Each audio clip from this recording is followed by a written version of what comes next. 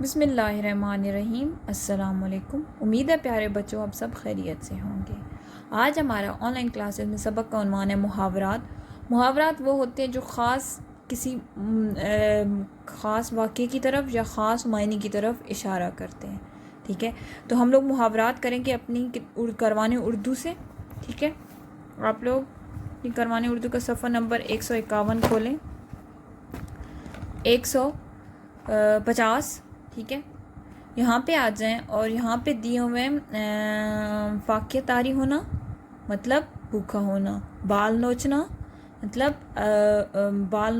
بہت زیادہ پریشان ہونا، جس میں بہت زیادہ پریشانی میں، سچ مچ والے بال نوچنا نہیں، بہت زیادہ ٹینشن میں ہونا، پریشان، زر برسنا، زر کہتے ہیں دولت کو، برسنا آنا، بہت زیادہ۔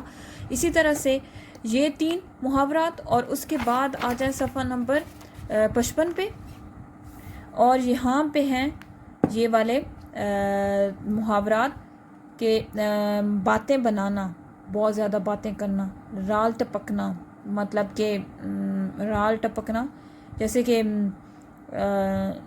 کسی چیز کو دیکھ کے آپ ایسے، مطلب آپ بہت زیادہ دل کرنے لگ جاتا ہے یا بہت زیادہ اس کے لیے خواہش ہونے لگ جاتی ہے، ٹھیک ہے۔ جان پر کھیلنا مطلب اپنی جان کو مشکل میں ڈالنا، دل بھر آنا، رونا آنا، آسمان سے باتیں کرنا بہت اونچا، ناک میں دم کرنا، بہت زیادہ تنگ کرنا، ٹھیک ہے۔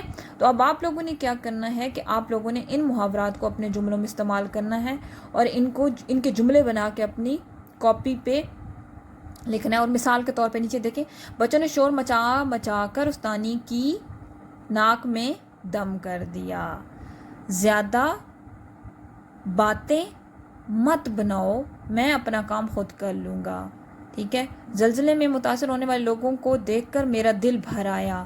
کراچی کی بعض عمارتیں اتنی بلند ہیں کہ آسمان سے باتیں کرتی ہیں، ٹھیک ہے۔ اسی طرح سے صفحہ پلٹیں، اور آگ بجھانے والوں نے اپنی جان پر کھیل کر لوگوں کی جان بچائی۔ مچھلی کی لذیذ خوشبو پا کر بلی کی رال ٹپکنے لگی، مطلب منہ میں پانی آ جانا، ٹھیک ہے۔ اب آپ لوگوں کو اس کے مطلب واضح ہو گئے ہوں گے۔ اب آپ لوگوں نے اپنے جملوں میں استعمال کرنا ہے ان محاورات کو، اور ان کے جملے بنا کے ایک جملہ بنا کے اپنی کاپی میں لکھنا ہے، ٹھیک ہے۔ انشاءاللہ نئے سبق کے ساتھ پھر حاضر ہوں گے۔ اللہ حافظ۔